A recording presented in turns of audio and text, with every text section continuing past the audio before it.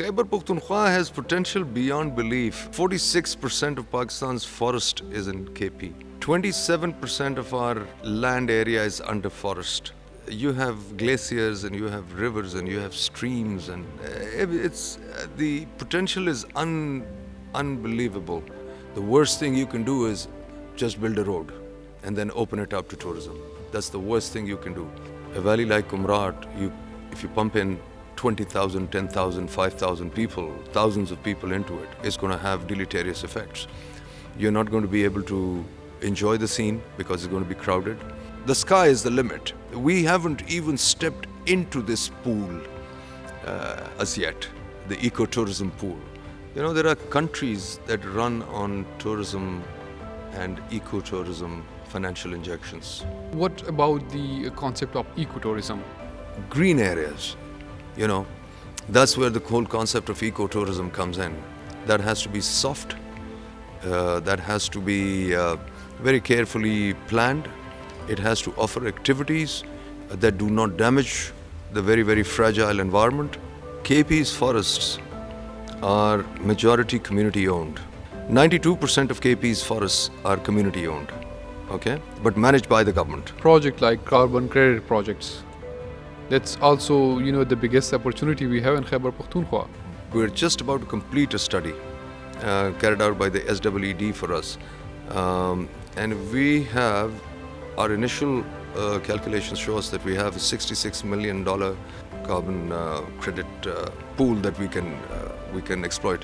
When I went to Kumrat and I had a dialogue with the communities, we asked them, said, do you wish 10,000 people there who are going to be spending almost nothing except for having lunch and dinner? Or do you want, let's say, 1,000 people who are going to bring in far more financial injection into the valley?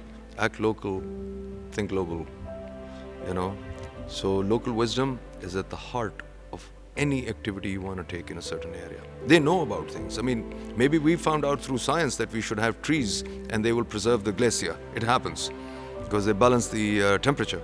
But the locals know that.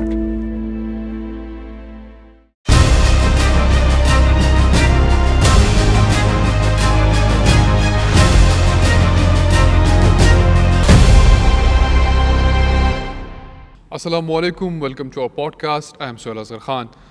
Today we will be talking in English. We have a very special guest in our special podcast series, Shahid Zaman Saab.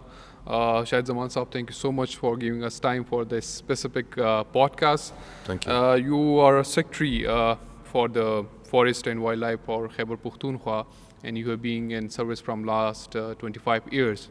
And you have been serving in the major provinces, 2 times in Punjab and then Gilgit-Baltistan, and now in Khyber Pakhtunkhwa.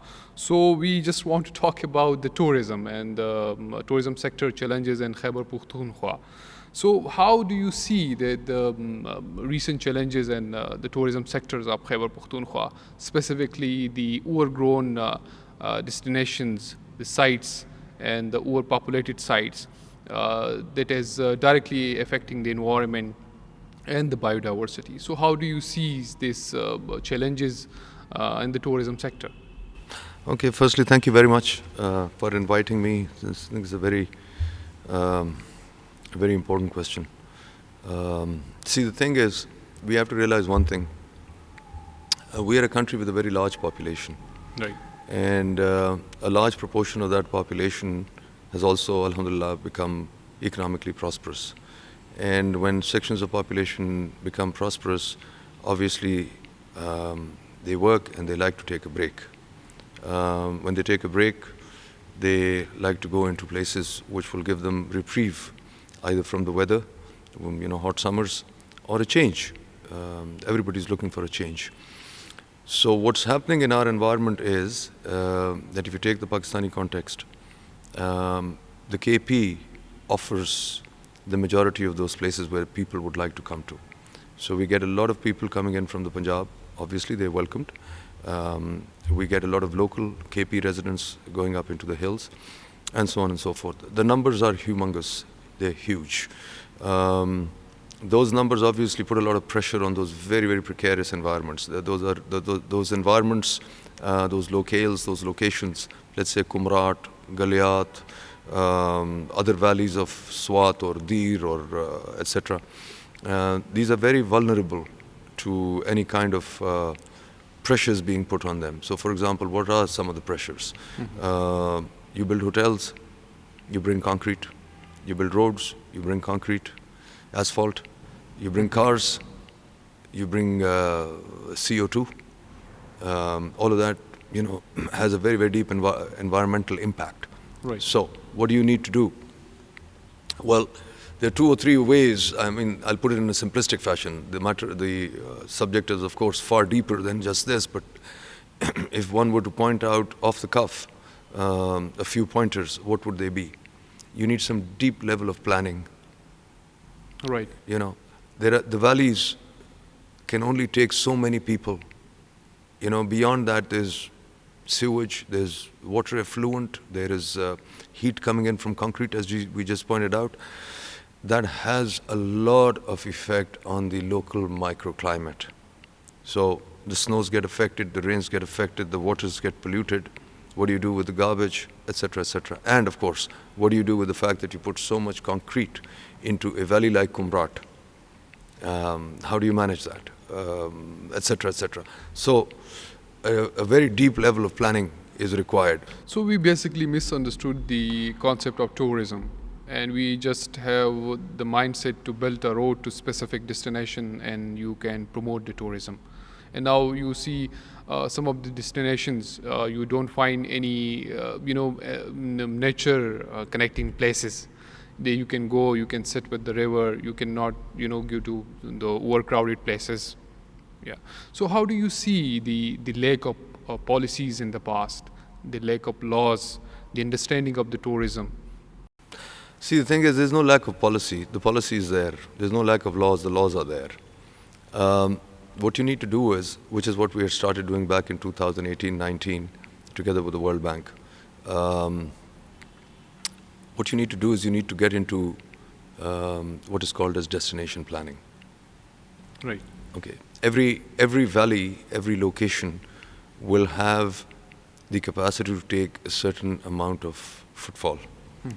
A valley like Kumrat, if you pump in 20,000, 10,000, 5,000 people, thousands of people into it, it's going to have deleterious effects. You're not going to be able to enjoy the scene because it's going to be crowded. You need to do master planning. The worst thing you can do is just build a road and then open it up to tourism. Yes. That's the worst thing you can do. Unfortunately, those are the kind of things that have been happening in this country. We need to realize, we in government at the state level, we need to realize that we need to first plan a master plan for every area, a tourism plan, and thereafter decide whether we need a road or a lot more than just a road. Right.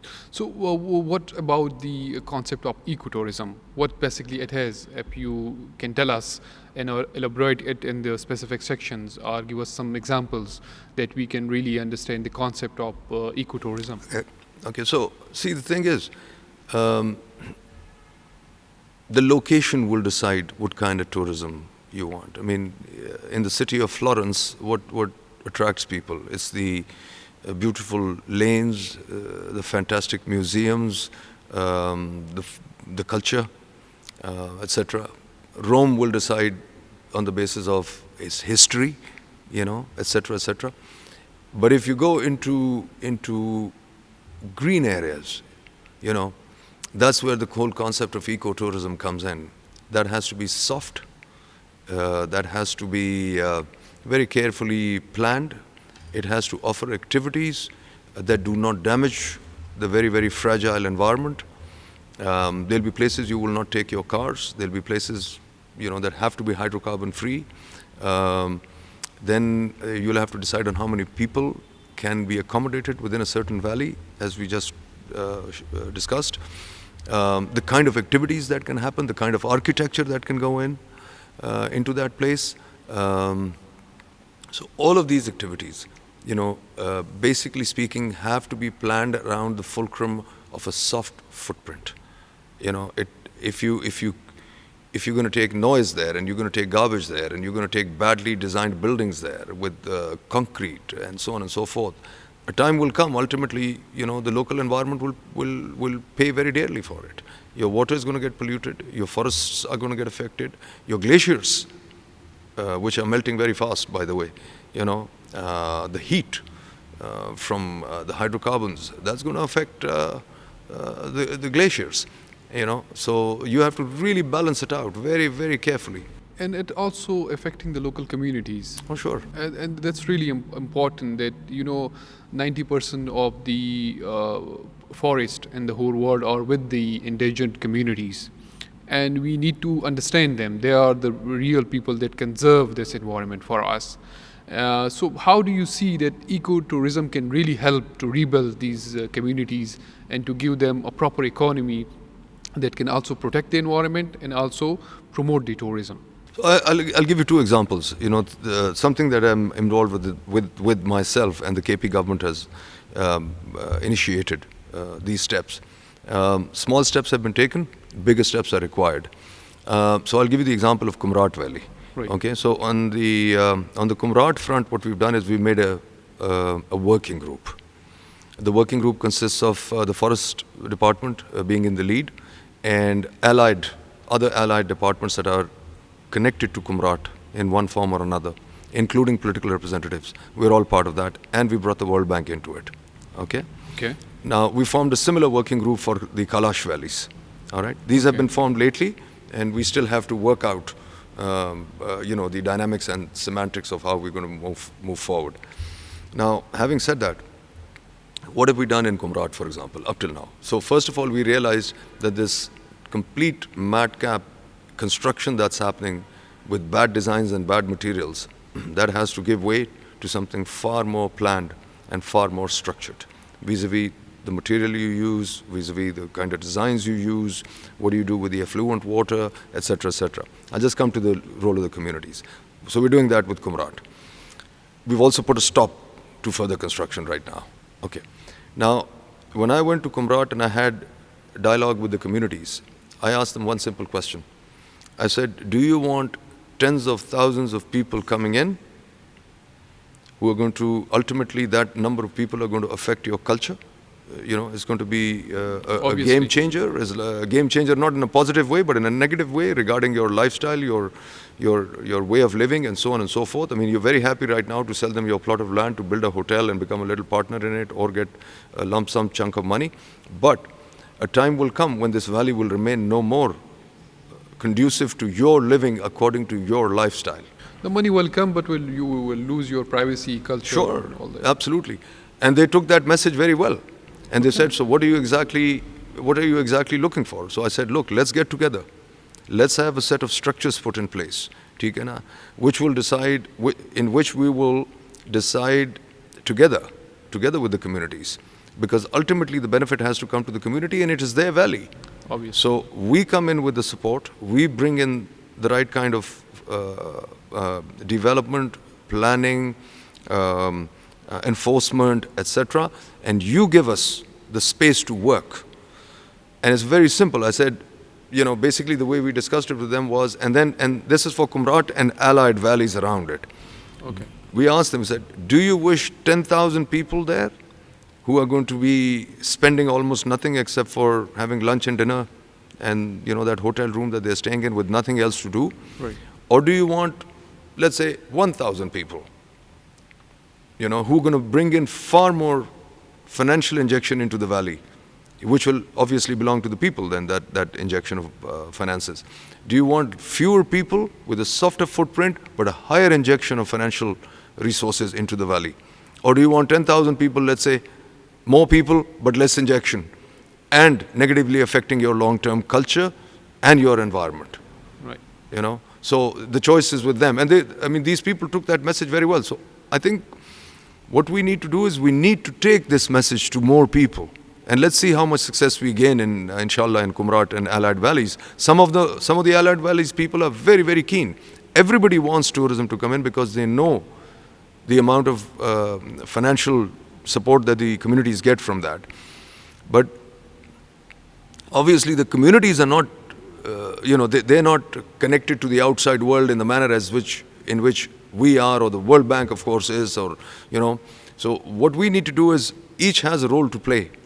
We bring in the planning part, we bring in the vision part, we discuss it with them, we take them on board, and they're pretty much willing to come on board. As a matter of fact, very willing to come on board. It's all about the approach you Sure. had towards the Sure. communities, and obviously convincing communities in Pakistan to just avoid the short way and come up with the longer plan. It's a very difficult task to do, but we have also seen the similar examples in Chitral when we were talking about the conservation of Markhor. And that community will reserve the Markhor across the Chitral, and now the Markhor has growth enormously, and it's a tourist site, and also the wildlife has also conserved, and this is the very good example while talking about the eco-friendly tourism. Yes. See, the thing is, before I directly come to your question, number one, it's not at all difficult to talk to the communities. You just have Okay. to gain their trust. Right. Okay. All my life, in all my 25 years, what have we been doing? The district administration's one of the main themes of your job when you're out in the rural areas is to keep the communities on board. So if you know how to talk to them, if you know how to speak their language, if you know how to look after them, take care of them, and be straightforward with them, they're as human as we are. Obviously. And you make it worth their while, they're ready to talk to you. I just gave you the example of Kumrat. They readily decided to come on board. And we are going to honestly deal with them. This Right. is something they understood, that we are doing it for their own long-term good. That's number one. Secondly, if you want to, I'll just come to the Markhor example and other such fantastic initiatives that have been taken in Pakistan that a lot of people around the world don't know about. See, the thing is, if you want to see good ecotourism activity going on, you can see it in East Africa, Southern Africa, Southwestern Africa, Namibia, Botswana, etc., etc. You look at Nepal, you look at Sri Lanka, India, some fantastic. I mean, they're just, all these countries, African and South Asian, they have just gone way beyond where we stand today. I mean, if we are going to catch, it'll take us a decade and a half or 2 decades to catch up with where they stand today. Okay, so we're speaking to Nepalese and we're speaking to the Sri Lankans and some countries in Africa from where we're going to take expertise. That's number one. Now, if you look at the Markhor question was very simple. Okay, some very smart people back in the 90s realized that this goat, which the locals are hunting for meat, if you make it worth their while, I don't exactly recall right now how much the first Markhor and Ibex permit was sold for, but it's probably in the thousands. Back Right. in 93, 94, or something to that effect in Gilgit and KP. This year we sold one permit. This year we garnered more than $1 million over 10 Markhor hunts for the community, and 80% of that is for the communities. So what you do is you realize where the problem is, you come in with a certain vision, you make it worth the while of that community, and today the reason why KP has more than 4,000 Markhor is because those communities saved them because they realize it's not just a goat. It's a very high value resident of that area, which hunting is tourism also. So this is hunting tourism, then we can add camera-based wildlife watching to it. We can add trekking to it. We can add jeep safaris to it, etc., etc. Camel, horse, you name it. Glamping. The whole vista is open to you. We haven't even touched the base of the mountain yet. It's a very beautiful sight when you visit the Garab Chashma route, and at the evening when the sun goes down, Yeah. these Markhors come down to just drink the water from the river. Yes. And you have very beautiful sightseeing. Yes. When I first go there, I've seen it. That's really happening in Pakistan. That someone has set this beautiful example. Yeah. Yeah. So how do we see such example in other parts of the Khyber Pakhtunkhwa? Okay, so what we're doing right now is we're working on 2 or 3 fronts.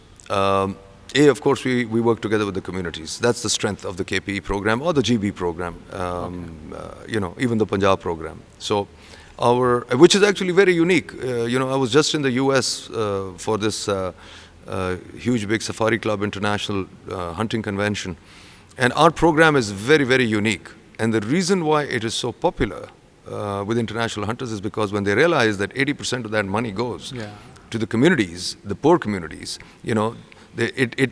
it makes them feel as if they're contributing to a community's welfare. Okay, so so what we're doing is we've got the Markhor. We have expanded the Markhor program. Secondly, we brought in the IBEX program. It has started this year. We're bringing in what is called as the Goral program. We're starting that, inshallah, at the end of this year. So that's 2 more programs added.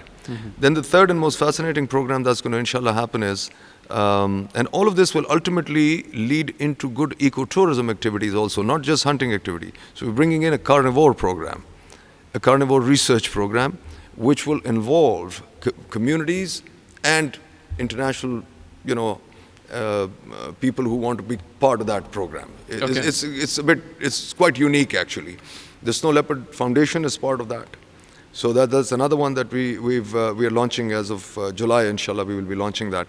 So then today I had my meetings with the International Crane Foundation yesterday and today, and we're bringing in a crane conservation program, and all of these can be put up for ecotourism. I mean, if in the Indian state of Rajasthan,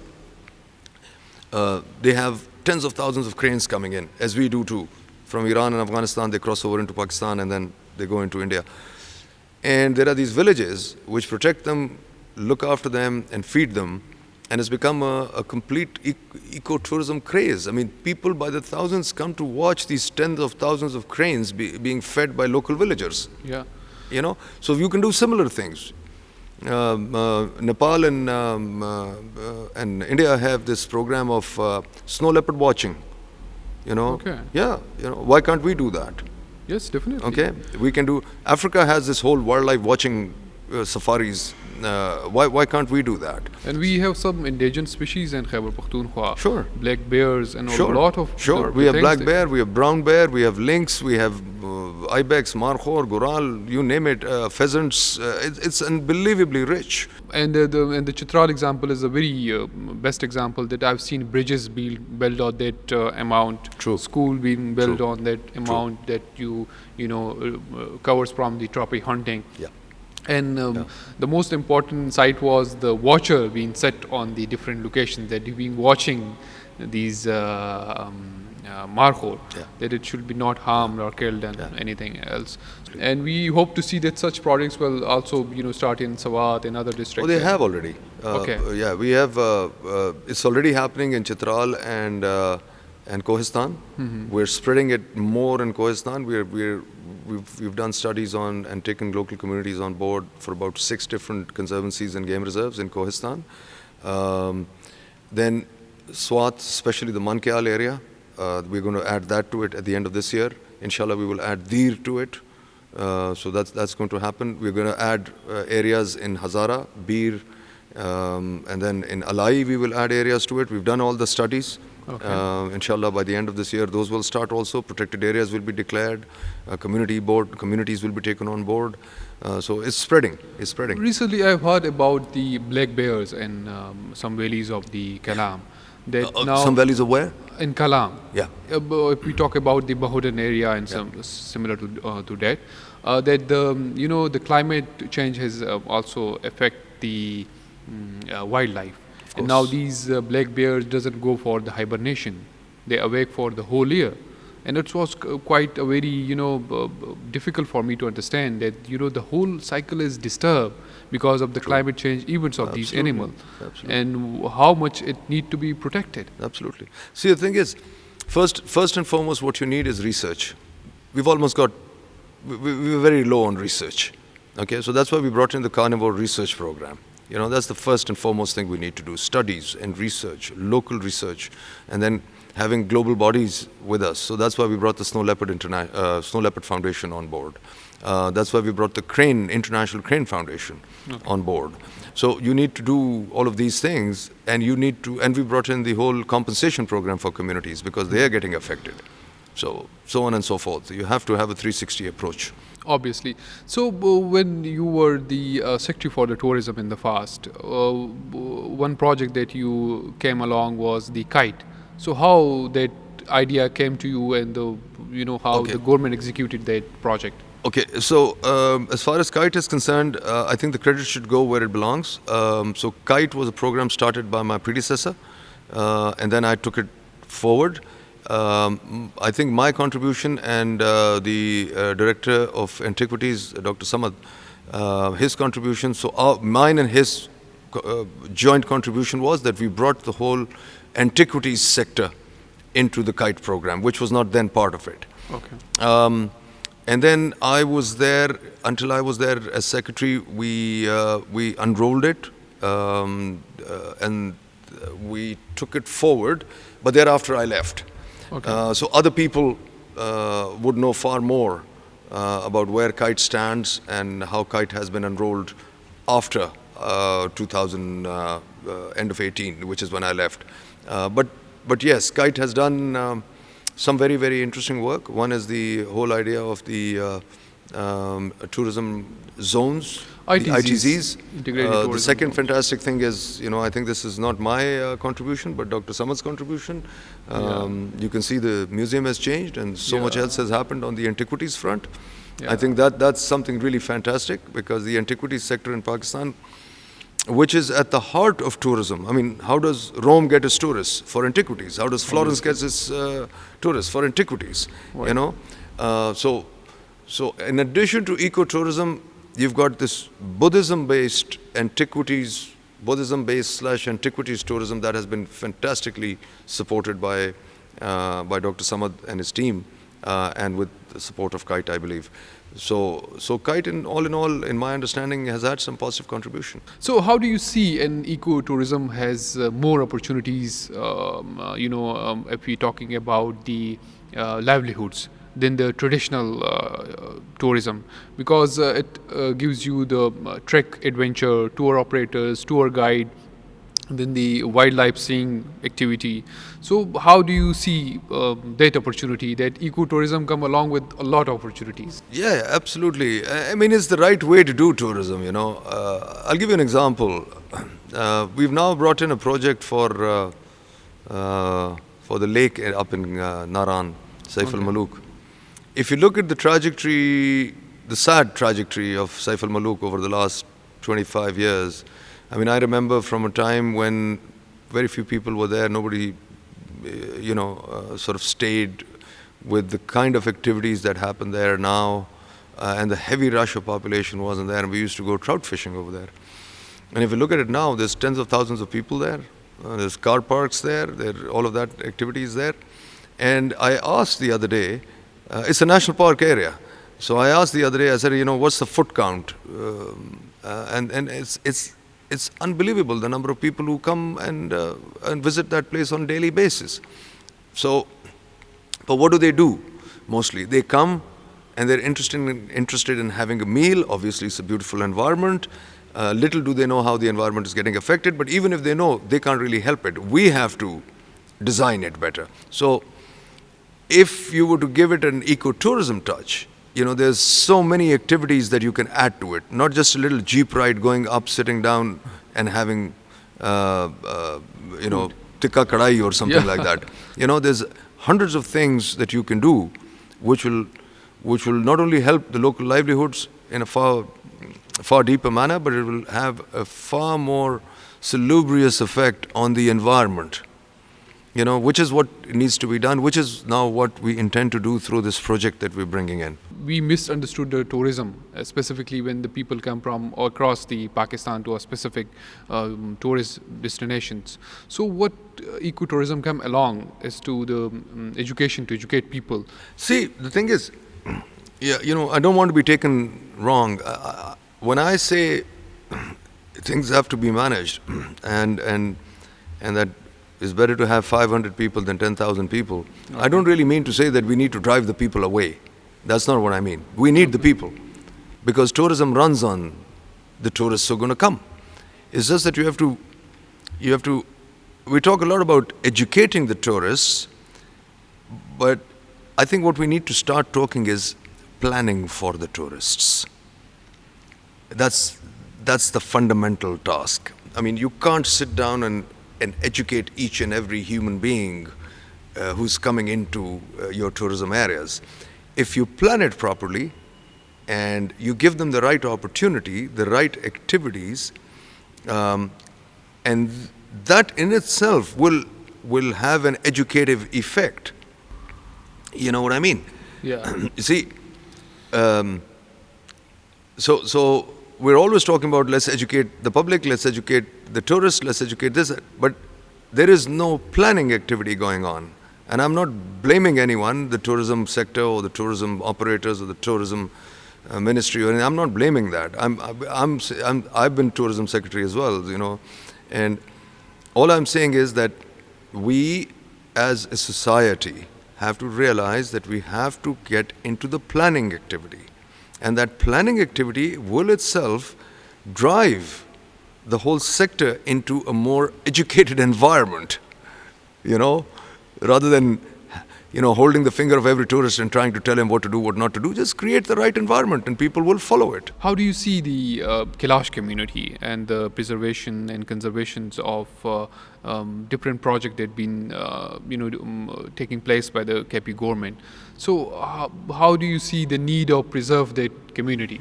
Okay, so you know, the Kailash community, in my understanding, has an advantage over, let's say, somebody like some of the Dir communities or some of the Swat communities, because there's been for over 4 or 5 decades now, there's been a lot of international attention being given to the Kailash communities. They are obviously a very unique community. Obviously. So there was the Greek government coming in with their support, and there's been all this other kind of support that's been coming in. And even today, there's still a lot of to my understanding, there's still a lot of focus going on, you know, on the Kailash community, and for the right reasons, you know. But what one would really like is that maybe, if not the same level of attention, a certain modicum proportion of that level of support may be given to some of the other communities, because some of the other valleys and communities are as vulnerable as the Kailash valleys are. So, like for example, Kumrat, you know, is extremely vulnerable, you know, and there are many valleys like Kumrat. Kumrat is only one of the famous ones, you know. Obviously, if we talk about Kalam, you know, the seasonal migration is now converted to the permanent migration because of the no infrastructure and, you know, the climate change events, the floods, the people are leaving their areas. Yeah. So it's obviously there with the different communities in Khyber Pakhtunkhwa. Absolutely. I mean, maybe we can take the Kailash example as a prototype, and we can start applying it to some of the other valleys. You know, which includes valleys in Dir, valleys in Kohistan, valleys in Swat, and other areas. They're all vulnerable to climate, to local environments, to over presence of tourists. You know, tourists can be a blessing, or tourism can be a disaster also. Obviously, you know. But in the case of Chitral, we have been seeing a lot of improvement by building, you know, a specific museum there, you know, build up rescue stations there, you know, and also some training sessions have been conducted, and also taking about the local communities on different projects. And now, you know, people are taking, you know, control of different, you know, things that have been wrongly doing in the past. So, what can be the future of ecotourism, if we talk about specifically, and what kind of economic potential it can bring back to the province and the overall country? You know, there are countries that run on tourism and ecotourism financial injections. Kenya, Tanzania, a large proportion of the revenue that South Africa, and look at the amount of business that brings. I'll give you one example. So the sky is the limit. We haven't even stepped into this pool as yet, the ecotourism pool. Okay, and Pakistani tourists can be as accepting of ecotourism. They're looking for opportunities. We just have to give it to them. So I'll give you one example. Tanzania, you know, I mean, you just look at it, and it's unbelievable the amount of revenue that that country earns from ecotourism through its national parks. So what we are now trying to do is, and as a matter of fact, it was today in my meetings once again, we're looking for experts on national park management, especially ecotourism management, and we're speaking to people in Nepal. We're speaking to people in Africa. We're speaking to people in Sri Lanka because they have some fantastic programs of how they run their ecotourism activities. And that's really great. Recently, I saw a video of my friend visiting Singapore. So he showed me in that video that I'm visiting this specific rice fields, and people are working there, but they have taken ticket from me just to see the rice fields. Agri-tourism. Agri-tourism. To see the impact of it, Yeah. that we do have, in Sawat we do have peaches. Yeah. The most popular, Yeah. 80% of the land is covered by the peaches. Same as the goes with the apple and all the, Yeah. the Yeah. agri-tourism. Absolutely. And that's the really biggest potential we have in Khyber Pakhtunkhwa. Oh, the Khyber Pakhtunkhwa has potential beyond belief. I mean, look, 46% of Pakistan's forest is in KP. 27% of our land area is under forest. You have glaciers and you have rivers and you have streams, and it's the potential is unbelievable. And as I said, we haven't even stepped into the pool yet. So what if you go down this road? You'll be matching countries who just earn millions and billions from tourism. I mean, you're already earning a lot because there's a huge proportion of Pakistan's tourists come here and to GB. So you're earning a lot. We did this World Bank study on the Galiat, and it was amazing how much money tourists were bringing into the Galiat. But obviously you need to focus them in a far more structured manner, not in the manner that is happening right now, And there are being a lot of projects like carbon credit projects. Yeah. That's also, the biggest opportunity we have in Khyber Pakhtunkhwa. Yeah, we do. We're just about to complete, I'm glad you mentioned carbon credits because that's the way forward. We're just about to complete a study carried out by the SEED for us. And we have, our initial calculations show us that we have a $66 million carbon credit, ceiling, not ceiling, but pool that we can exploit. $66 million annually. It can grow. This is just the beginning. Right. So carbon credits is big on the cards. Inshallah, I hope by the end of this year, or much before that, hopefully, we can launch our first projects, just like Sindh has done. Yes. Sindh is now into its third carbon Engro, project. They have done it with the, the Engro. Okay. They did the Delta Blue 1 and then the Delta Blue 2, and now they're going for the River End. Obviously. And I hope that, inshallah, before the end of the year, we will have launched our first carbon project. Inshallah. Let's see. As you are leading the forest department of Khyber Pakhtunkhwa, and we cannot talk about the tourism without the forest. Yeah. But recently we have seen that a lot of talk is being going on the deforestations. When I visited Kalam recently, I've seen that people are, cutting the forest just to make a place to build a hotel. So how do you see the recent events of the deforestation in the province? Okay. I think it's very, very important to clarify something. Number one, we have to realize that KP's forests are majority community owned. State managed by the government, but community owned. Most people don't know that. 92% of KP's forests are community owned, okay, but managed by the government. Majority of it. 92%. 92%. 8% are purely government owned. Okay, so we have 3 or 4 categories.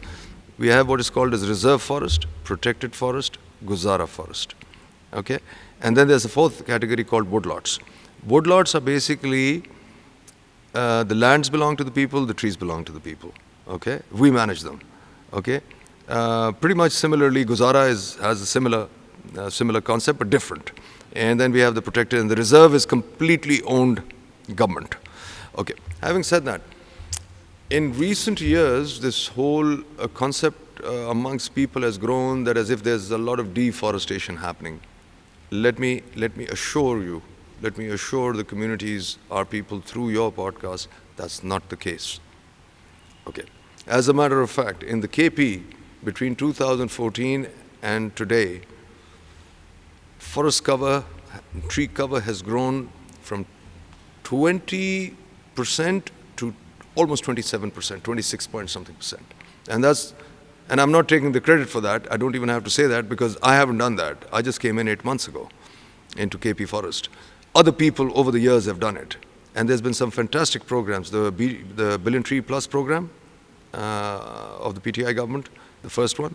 Then came the 10 billion tree program, also which was started as something called as the Green Pakistan program. It's now again called GPP, Green Pakistan program. These two programs have been instrumental in spreading, augmenting the forest cover and the tree cover. There's a bit of a difference between forest cover and tree cover. Okay? So both have grown. Okay, that's one.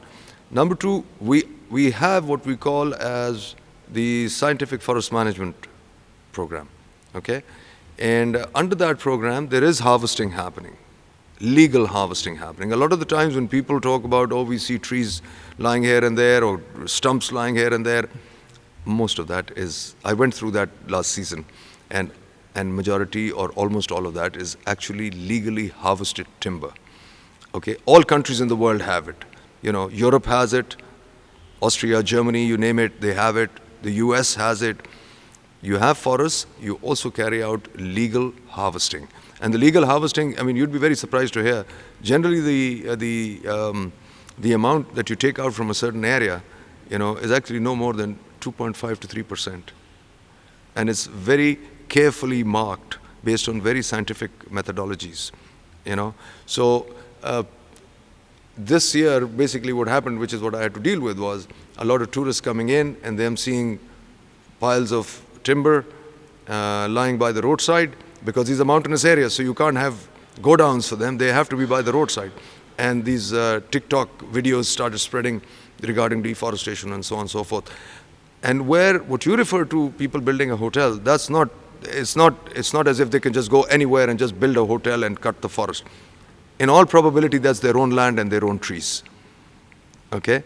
So obviously areas have to be master planned, and there have to be local government permissions and so on and so forth, you know.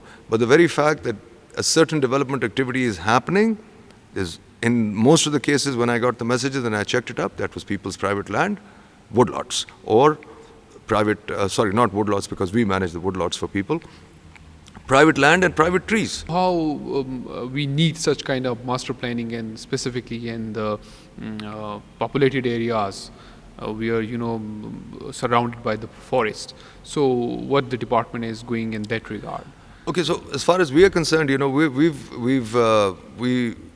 we presented to the government, and we're very thankful to the government. They took our proposal. We came up with these. We decided that we should take the lead in two areas where we have a substantive presence, i.e. Kumrat and the Kalash valleys, because those are forested areas and we have a lot of presence there. So as far as tourism planning and master planning is concerned, those are the first two, and Kumrat being the first that we want to target. We've already spoken to the World Bank. I was even exchanging messages with them today regarding, inshallah, the arrival of our master planners. It's going to take some time, but inshallah, we certainly hope it's going to take place. So that's going to be the first of its type. Okay. So, which is basically a whole destination, the whole valley being master planned. Mm-hmm. What does master planning basically mean? You know, you take certain areas where you do development work, you leave most of the other area for ecotourism activities, you protect and conserve the local culture, the privacy of the people, and you add activities like local food, maybe a visit to local homes where you can have yak milk or something like that. And so every activity has to be master planned. Okay, you can't leave it open. Even tracks that people will take, they have to be marked. You shouldn't be walking everywhere because meadows have flowers, and flowers attract bees, and bees are important for forests. These are things that have to be taken into cognizance. So you have to protect each and every activity that's naturally been happening, and make sure that through your master plan there's the least amount of intrusion that happens. Recently, I've seen a very good example in Bahrain of Ayun village that has been preserved by the local village from last 15 years. Okay. And now that forest has grown so much that the wildlife came into it. The locals, I interviewed them, I did a story on that specific village. Yeah. They have seen bears in that specific forest, a lot of birds, and everybody is just they have clear directions and nobody is going to cut any tree. So that's a really good example, and people are taking responsibility of their own environment. Absolutely, they have to. And one thing they mentioned that they have stopped the shepherds to going into the forest. How do you see that aspect of it? That's. I'm glad you pointed out the Ayun community and the shepherds question. See, the thing is, under the 10 billion program and the BTAP program, and now we're bringing in the BTAP Plus program, and now the GPP is coming back. Right. A lot of forest areas have been regenerated. So those are the areas you sort of do, you stop your grazing and trampling, as they call it. You don't walk in those forests because the new growth is coming up, and you don't go graze your animals in those forests. Okay. Now, having said that, this thing has really come up and it's spreading. The graziers being set aside, sort of not being allowed by the local communities into the forest areas, because regeneration of forest depends on stopping the grazing. Obviously. In the initial days. For the initial days means that's actually several years. Right. We're talking 4 or 5 years. You don't graze over there. There are communities in Chitral that have done it. They've done it because they want to have the markhor and the ibex, and not the graziers. And especially not the external graziers coming in. Okay. We know of communities, and we have worked with them. We have supported them. We know of Chitral communities that have actually reduced the number of goats in their homes to 3. They say they don't want to have more because they want to have the ibex. There are communities that don't want mining in their activity, in their valleys, because they want the markhor to be protected. So a lot of awareness has come in because people saw losing their natural heritage. This is part of the local communities' natural heritage. And how do you see the indigenous knowledge helping, preserving that specific area? Because we sometimes talk about, coming up with the scientific approach of the things, but we avoid the local knowledge, wisdom to conserve that. There's a saying which says, act local, think global, So local wisdom is at the heart of any activity you want to take in a certain area. They know about things. I mean, maybe we found out through science that we should have trees and they will preserve the glacier. It happens because they balance the temperature. But the locals know that. They told me that, when I go into these areas, I sit with the communities. They told me about how they didn't want graziers coming in. We picked that up and we gave them state support to all those communities that did not want graziers coming in, outside graziers. Okay. Our whole GLOF program depends on local wisdom.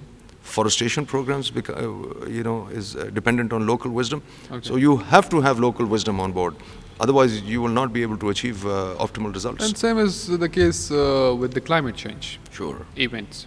But, the climate change events is basically a very alarming, and Khyber Pakhtunkhwa specifically, we talk about the infrastructure being destroyed, the overall weather patterns has been changed. But it's also a very good opportunity to talk to the community.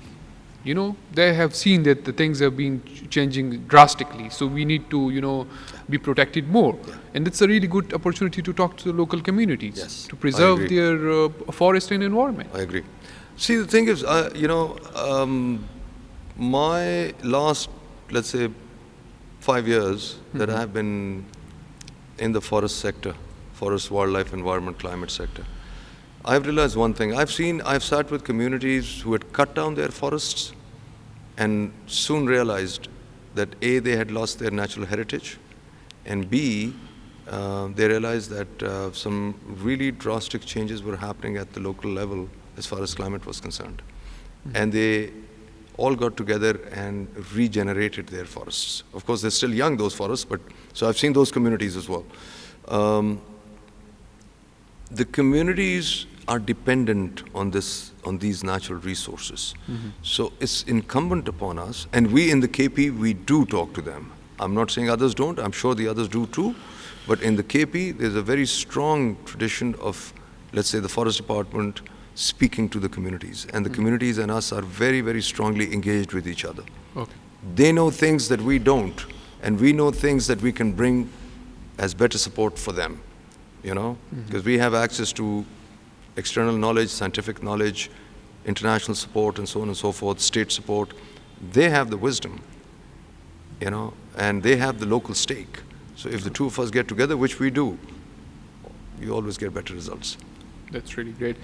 Lastly, one thing, how, as we're talking about the tourism and the ecotourism, how the forest department coming along with the tourism department to, you know, promote tourism, what's been happening in the past so many years or in the near future? Okay, good question. Very relevant question. So what we've done is, we've already drafted an MOU with the tourism department, and inshallah we'll sign it anytime soon. It's just with the law department as far as legal vetting is concerned. We've basically told the tourism department that we will open up all our areas to ecotourism activities. They have projects which have been already approved, about 14 or 15 of them, and we will give them access to our forested areas, whether they're national parks or they're reserve forests or protected forests. That's one. Secondly, we have bifurcated our national parks into spheres of activity for wildlife department and for forest department. And each of them have been tasked with making an ecotourism plan. Okay, so they're doing that. That's the second thing. The third thing is that we will, inshallah, launch glamping in 2 of our national parks. Okay. But the glamping will not only just be going and spending the night. It'll be a 360